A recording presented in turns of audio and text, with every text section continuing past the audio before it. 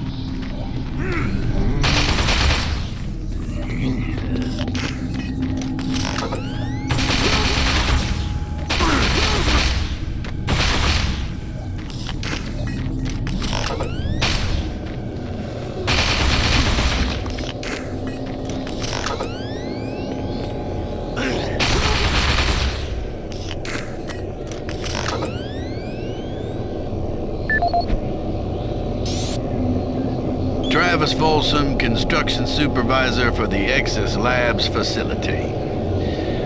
We recently reached substantial completion on the facility's engineering sector and began work on the environmental systems sector early. At this rate, we should be able to impress the big boys up at Central Authority and score our completion bonuses.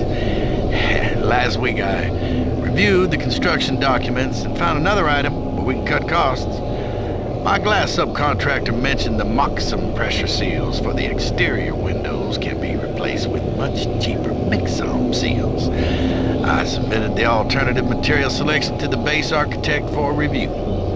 On our Tuesday progress meeting, he argued the Mixom seals aren't up to spec. He complained that those seals are inferior and could cause air leaks or glass blowout. What the hell does he know? Pencil neck draftsman thinks he's designing a fancy hotel. Hey, guess what? I was building shit before he was born. Anyway, I managed to get the Mixom seals ordered. I bypassed the architect and talked directly to corporate. I showed them the savings and that sealed the deal. We'll be installing the exterior windows in environmental in a week and he will never know the difference. I'm so convinced the glass and seals will hold up that I'm gonna take a rocket launcher and test it on those windows if need be. That'll show the stupid architect. Folsom out!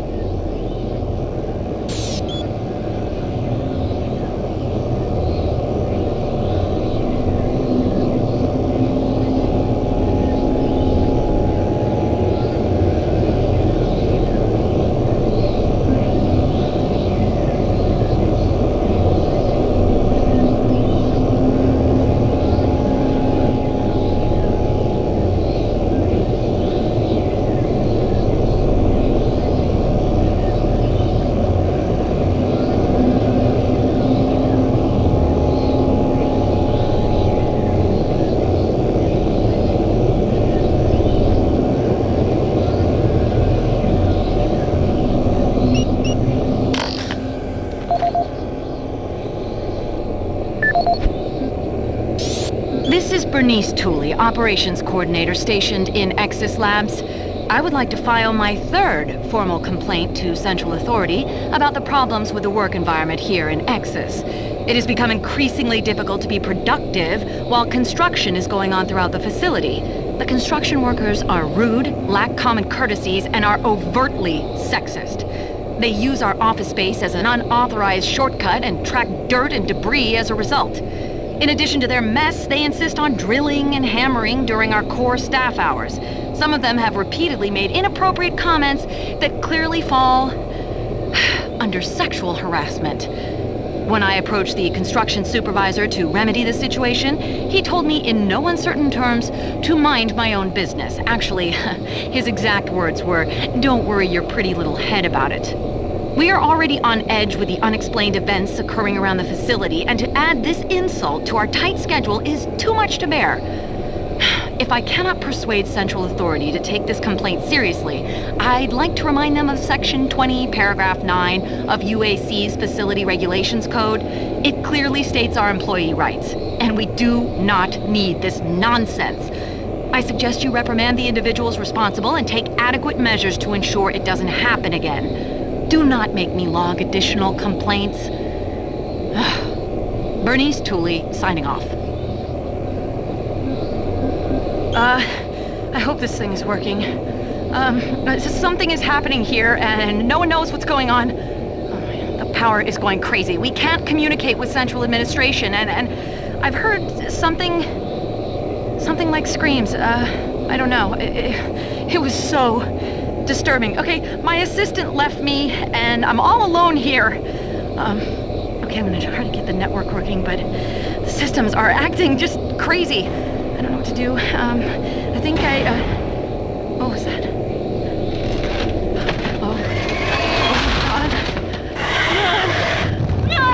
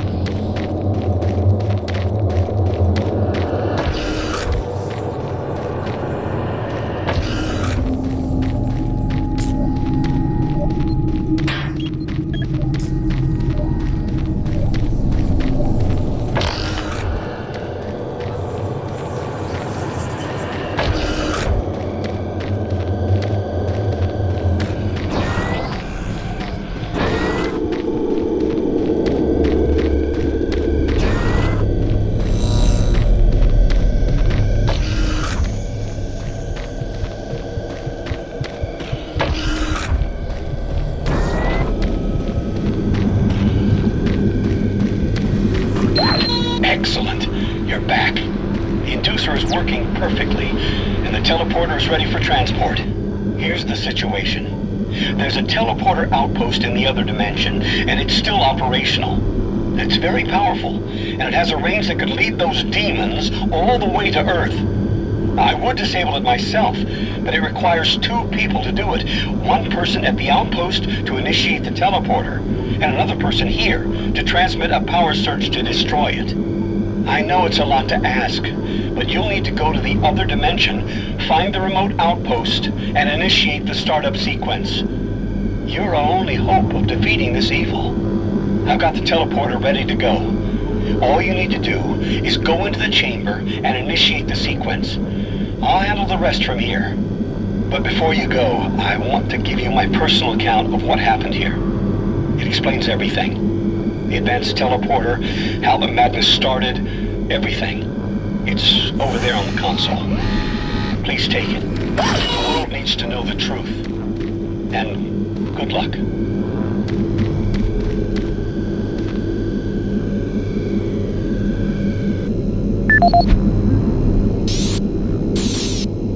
My name is Dr. Richard Myers, and I'm a research specialist stationed in Exis Labs.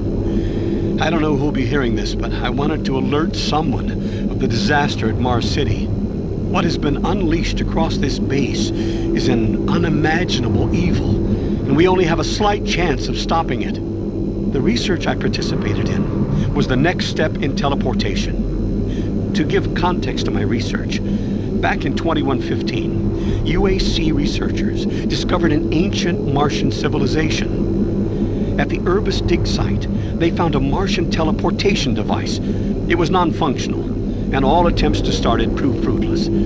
It took many years, but the researchers managed to learn enough from the device and other wall carvings to reverse engineer it. The first prototype teleporter, codenamed Project Mercury, was built in Delta Labs and became operational in 2139. This teleporter was only capable of short distance travel and limited quantities of matter transference. It could only teleport a single test subject, small animals and chimps usually, across a room. Once testing intensified and technical data increased, we were able to fabricate more powerful teleporters. In Delta Labs Sector 3, Project Gemini managed to increase teleportation across greater distances. In addition to the increased range, we found we could begin transporting human-sized subjects. It was during this stage we began to see the effects of opening up these portals to that strange dimension. Our scientific curiosity overruled the obvious warnings, and under Dr. Malcolm Betruger's direction, we continued experimenting. On Project Apollo, the engineers developed a room-sized teleporter in Delta Lab Sector 4. It was capable of teleporting a small-sized team to destinations on this new dimensional plane. The expedition teams began exploring and setting up small research outposts. We could only teleport small equipment with the Delta 4 teleporter, and this condition frustrated Dr. Betruger. Soon after the success of Project Apollo, plans were drawn and work executed on a new facility, Exis Labs. At Exis Labs, the goal was to create a large teleporter, similar in scale to the one at Urbis. It would be powerful enough to transport large equipment, even dropships, and eventually shorten interstellar travel. Betruger was so impatient on seeing results from this research, he had the engineers start work on the teleporter once the facility reached 75% completion. We had expedition teams set up a teleporter outpost in the other dimension to link up with Exis. It was at this time I began investigating the strange stories I heard over at Delta Labs. I managed to hack undetected into Betruger's personal logs, and what I found scared me to the core. Betruger became obsessed with the findings of this new dimension. He started to push experiments regardless of the human cost. His log entries into the occult and how to harness evil powers were truly frightening. The more recent logs detailed how demons, yes, demons, contacted him through his dreams, offering him unimaginable powers. But they demanded he find a way to help them reclaim Earth. then I realized that this other dimension was hell itself. By the time I realized his plan, Betruger had started the invasion. Since the Exis teleporter hadn't reached sufficient functionality, I assumed Betruger decided to launch the demon invasion on Mars without it. However, the Hell Outpost teleporter is operationally ready, and it's only a matter of time before Betruger decides to use it. I'm going to try to reach Chief Engineer Rhodes in the Enpro facility to divert enough power to Exis, and with a little luck, create a big enough power surge to destroy it from here. I can only pray God will forgive me for my part in all this, and help me make things right. Lord, save my soul. Richard Myers, signing off.